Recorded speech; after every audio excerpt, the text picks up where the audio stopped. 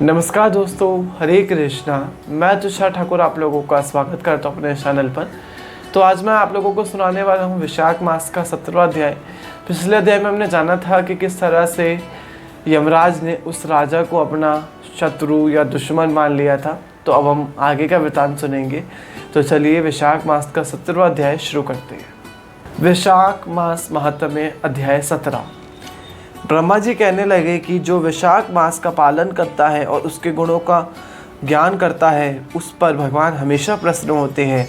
ब्रह्मा जी कहते हैं कि ये यम उस राजा पर मेरा कोई प्रभाव नहीं है, क्योंकि विष्णु के भक्त का अशुभ करने की किसी की समानता नहीं है। उनके भक्तों को जरा मृत्यु व्याधि का कुछ भी भय नहीं होता।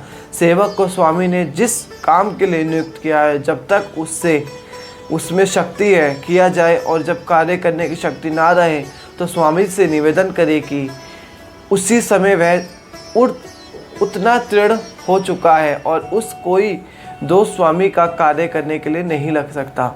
अपना कर्तव्य करने में प्राणियों का कोई दोष नहीं लगता। हे यम, जब तुम इस कार्य के करने में असमर्थ हो तो तुम्हारा दोष क्या है? जब ब्रह्मा जी ने ऐसा कहा तो यम अत्यंत दुखी होकर अक्षुपात करने लगा, यानी कि रोने लगा, और अत्यंत दीन वाणी से बोला कि हे पितामह, आपकी सेवा से मुझको सब कुछ मिल गया, परंतु अब मुझे अपने काम पर जाने की तब तक इच्छा नहीं जब तक भूमंडल पर वह राज्य नहीं कर सकता।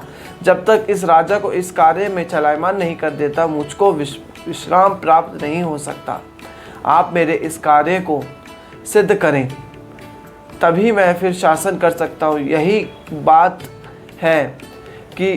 बात सुनकर ब्रह्मा जी सोच में पड़ गए। थोड़ी देर विचार करके ब्रह्मा जी जब यम को समझाते हुए बोले कि हे यम, इस वैष्णव धर्म में परायण राजा का निग्रह तू नहीं कर सकता, और यदि क्रोधवशात तू नहीं मानता तो चल विष्णु भगवान के पास चलते हैं। जैसी वह आज्ञा देंगे वैसे ही किया जाएगा। ऐसा कह ब्रह्मा जी यम को साथ लेकर क्षीर सागर में गए और निर्गुण रूप परमेश्वर आदित्य पुरुषोत्तम भगवान की साख योग से स्तुति करने लगे। इस प्रकार स्तुति पर श्री विष्णु भगवान प्रकट हुए और गंभीर वाणी से कहने लगे कि तुम्हारे आने का क्या कारण है? क्या तुम राक्षसों द्वारा सताए गए हो? यम का मुख मलिन और कंधे क्यों झुके हुए हैं दिखाई देते हैं?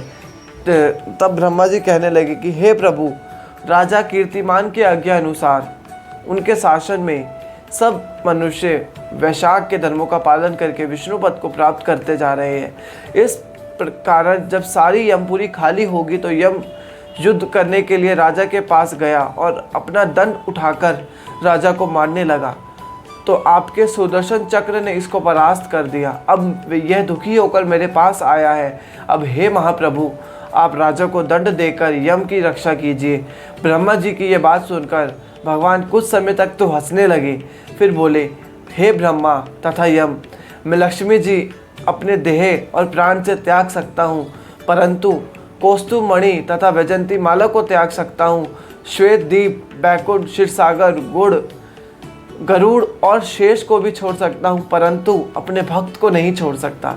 यानी कि विष्णु भगवान इतनी चीज़ों को छोड़ सकते हैं, लेकिन जो उनका परम भक्त है, वैष्णव है, वह उसका कभी भी साथ नहीं छोड़ सकते। आप भी सोचिए, जिन्होंने मेरे लिए सर्वस्व त्याग दिया है और अपनी आत्मा मुझ में ही लगा दी है, मैं उनको कैसे त्याग सकता हूँ? फिर भी ये यम, मैं तेरे दुख को दूर करने का उपाय बताता हूँ। इस राजा की आयु मैंने 10,000 वर्ष कर दी है, जिसमें 8,000 वर्ष बीत चुके हैं। अब 2,000 वर्ष अभी भी शेष बाकी है।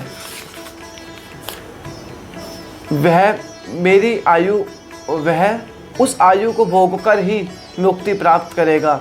तब वे नाम का एक राजा बड़ा अत्याचारी और दुराचारी होगा और सब बोधक धर्मों का नाश कर देगा। विशाख धर्म भी लोप हो जाएंगे। फिर मैं पृथ का अवतार लेकर पुनः धर्म की स्थापना करूंगा और विशाख मास की धर्मों से मनुष्यों से स्नान करवाऊंगा। जो मेरा भक्त, जिसने मुझे ही अपना ध्यान लगा दिया है और सर्वस्व त्याग दिया है, वह कोई हजारों में से एक ही होता है। उसको ही विशाखों धर्म करना चाहिए। बहुत थोड़े मनुष्य पृथ्वी और मेरे इस धर्म का जानने वाले होंगे। अब हे यम, तू किस प्रकार से दुखी हो रहा है, तेरे काम की सिद्धि हो जाएगी। वह राजा तेरे भाग भी देगा। अपने अपने भाग को ग्रहण करने वाले कभी दुखी नहीं होते। जो मनुष्य उद्देश्यों से प्रतिदिन स्नान, अर्घ, जल, कुंभ, दही, अनादि का दान नहीं करेंगे, उनका वैशाख मास धर्म यूं ही निष्फल हो जाएगा। जो कोई प्राणी तुम्हारा भोग देकर वैशाख धर्म करे, उनके कार्य में विघ्न मत डालो। और जो तुम्हारा भाग दिए बिना ही केवल मेरा भजन करे, उसकी मेरी आज्ञा से तुम अवश्य दंड दो। उस राज्य से तुम्हें भाग दिलाने के लिए मैं भी सुनंद को भेजता हूँ। वह अवश्य राजा को समझकर तुम्हारा भाग दिलाएगा। इस प्रकार हर तरह से यम को आश्वासन देकर भगवान अंतर्ध्यान हो गए।